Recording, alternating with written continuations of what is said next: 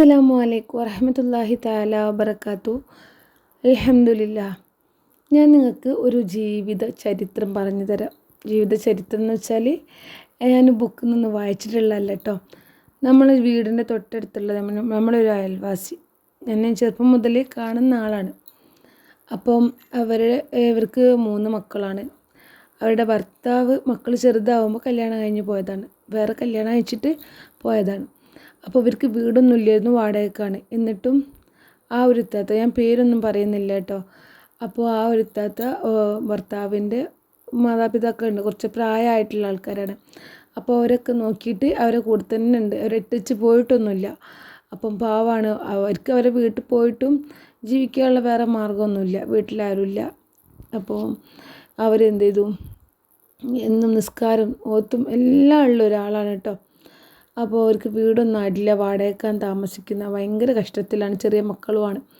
അപ്പം അങ്ങനെ ഇരിക്കെ ഇപ്പോൾ ഈ അടുത്ത് ഞാൻ അറിഞ്ഞെടുക്ക് ഒരു വീട് ശരിയായിട്ടുണ്ട്. ഇൻഷാ അല്ലാ ഈ അടുത്ത ഈ മാസം ലാസ്റ്റായിട്ട് അവർക്ക് ഹൗസ് വാമിങ് ഉണ്ടാവും. ചെറിയൊരു വീട് ജനങ്ങളെല്ലാവരും കൂടെ എടുത്തു കൊടുത്തിട്ടുണ്ട്. അപ്പോൾ ഞാൻ പറഞ്ഞു വന്നത് എന്താണെന്ന് വെച്ചാൽ, അപ്പോൾ ഞങ്ങളിങ്ങനെ സംസാരിച്ചുകൊണ്ടിരിക്കുന്ന സമയത്ത് ഞാൻ എത്താത്തനും ചോദിച്ചു. അങ്ങനെ ഇപ്പോൾ ഭയങ്കര അത്ഭുതം എന്ന് വെച്ചാൽ എല്ലാവരും വീടിന് വേണ്ടി എഴുതി കൊടുത്താണ്.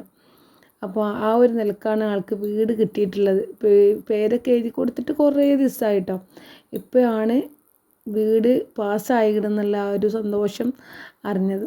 അപ്പോൾ ഞാനിങ്ങനെ ചോദിച്ച സമയത്ത് എന്നോട് പറഞ്ഞു, ഞാൻ ആകെ ചെയ്തിട്ടുള്ളൊരു കാര്യം 313 ബദരീങ്ങളെ പേരിൽ 313 യാസീൻ. അപ്പോൾ അതാണ് നമ്മളെ ഇന്നത്തെ വിഷയം.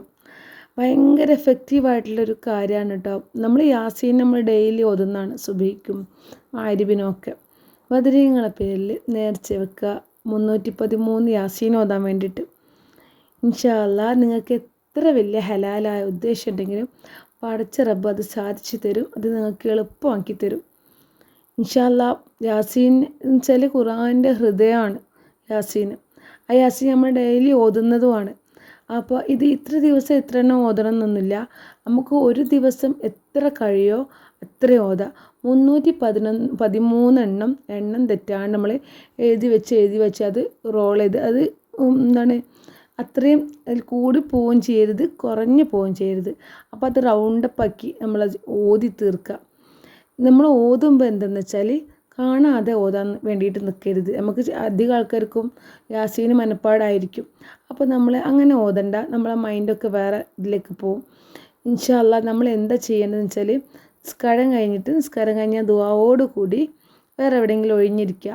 ആ ഒരു സമയത്ത് യാസീൻ ഓതാൻ വേണ്ടി ശ്രദ്ധിക്കുക. കഴിയുന്നതും രാത്രിയിലായിരിക്കും ബെറ്റർ ആയിട്ടുള്ളൊരു ടൈം. ഞാൻ ചെറിയ മക്കളൊക്കെ ഉള്ളവരെ ഉദ്ദേശിച്ച് പറഞ്ഞതാണ് കേട്ടോ. അപ്പോൾ ആ ഒരു ടൈമിലായാലും നമുക്ക് എത്ര യാസീൻ ഓതാൻ പറ്റുമോ ഒരു ദിവസം, ഒന്നാണെങ്കിൽ ഒന്ന്, നമുക്ക് കുറേ ഒരു 6 7 ഒക്കെ ഓതാൻ പറ്റുന്നുണ്ടെങ്കിൽ അങ്ങനെ നിങ്ങൾ ഓതിയിട്ട് 313 അത്രയും ദിവസം കൊണ്ട് കംപ്ലീറ്റ് ആക്കിയിട്ട് എടുക്കുക. എത്രയും പെട്ടെന്ന് ചെയ്ത് കഴിഞ്ഞാൽ നിങ്ങളുടെ പ്രാർത്ഥനയ്ക്ക് പെട്ടെന്ന് തന്നെ ഹിജാബത്ത് കിട്ടുന്നതായിരിക്കും ഇൻഷാ അല്ലാ. നമുക്ക് ഒരുപാട് അസുഖം കൊണ്ട് ബുദ്ധിമുട്ടുന്ന ആൾക്കാരൊക്കെ ഉണ്ടാവുമല്ലോ. ആ അസുഖമൊക്കെ ക്യാൻസർ, കുഷ്ഠരോഗം, പിന്നെ മന്ത്, ഇങ്ങനത്തെ മാറാവ്യാധി കൊണ്ടൊക്കെ നമ്മൾ കഷ്ടപ്പെടുന്നവരുണ്ട് കുറേ നാളായിട്ട്. അങ്ങനെയുള്ളവർക്കും ഭയങ്കര എഫക്റ്റീവാണ് ഈ ഒരു ചികിത്സ, ഈ ഒരു നേർച്ച വെക്കുക എന്ന് വെച്ചാൽ നമ്മൾ നിയ്യത്താക്കുക, ഓതുക. ആ ഓതി തീരുമ്പോഴേക്കും നമ്മളെ ആഗ്രഹം എന്തായാലും പഠിച്ച റബ്ബ് സാധിച്ചു തരും. ആ ഒരു വിശ്വാസം നമ്മളെ ഉള്ളിൽ എപ്പോഴും ഉണ്ടാവണം. സാധിച്ചു തരും എന്ന ആ ഒരു വിശ്വാസം ഉണ്ടല്ലോ, ആ ഒരു വിശ്വാസം നമുക്ക് ഉണ്ടാവണം. ഇത് ഓതുമ്പോഴും ഉണ്ടാവണം. നമ്മൾ ഒരു ഗ്യാപ്പ് ഇടരുത്.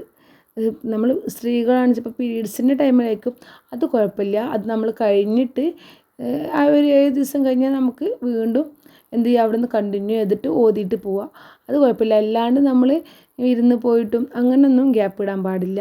അപ്പോൾ പിന്നെ ഫസ്റ്റ് മുതലേ ചെയ്യേണ്ടി വരും. ഈ 313 ഗ്യാപ്പ് ഇടാണ്ട് അങ്ങനെ ഓതി തീർക്കുക ഇൻഷാ അല്ലാ. നമ്മൾ മനസ്സിൽ എത്ര ഹലാലായ ഉദ്ദേശം കൊണ്ട് സാധിച്ചിട്ടു കേട്ടോ.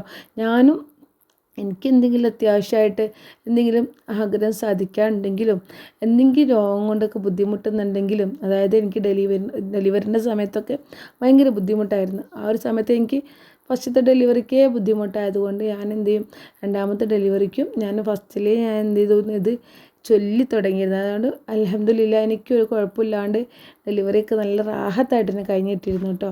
അപ്പോൾ ഇൻഷാ അള്ളാഹ് നിങ്ങൾക്ക് ഈ ഒരു കാര്യം ചെയ്തിട്ട് എഫക്റ്റീവ് ആവുകയാണെന്നുണ്ടെങ്കിൽ നിങ്ങൾ മറ്റുള്ളവർക്കും കൂടി ഷെയർ ചെയ്ത് കൊടുക്കുക. നമ്മളെ ചാനലൊന്ന് സപ്പോർട്ട് ചെയ്യുക കേട്ടോ. പുതിയൊരു ചാനലാണ്, അപ്പം അധികം വ്യൂസൊന്നും ഇല്ല. അപ്പം നമ്മൾ കാര്യങ്ങൾ നിങ്ങൾക്ക് ഉപകരിക്കുകയാണെങ്കിൽ, ഞാൻ പറയുന്ന വീഡിയോയിൽ പറയുന്ന കാര്യങ്ങൾ നിങ്ങളൊന്ന് ചെയ്തു നോക്കുക. നിങ്ങൾക്ക് ഉപകരിക്കുകയാണെങ്കിൽ നിങ്ങൾ നമ്മുടെ ചാനൽ സബ്സ്ക്രൈബ് ചെയ്യുക, മറ്റുള്ളവർക്ക് ഷെയർ ചെയ്ത് കൊടുത്താൽ മതി. ഇൻഷാ അള്ളാഹ് മറ്റൊരു നല്ല വീഡിയോ ആയിട്ട് വീണ്ടും കാണാം. അസ്സലാമു അലൈക്കും വറഹ്മത്തുള്ളാഹി തആല വബറകാതുഹു.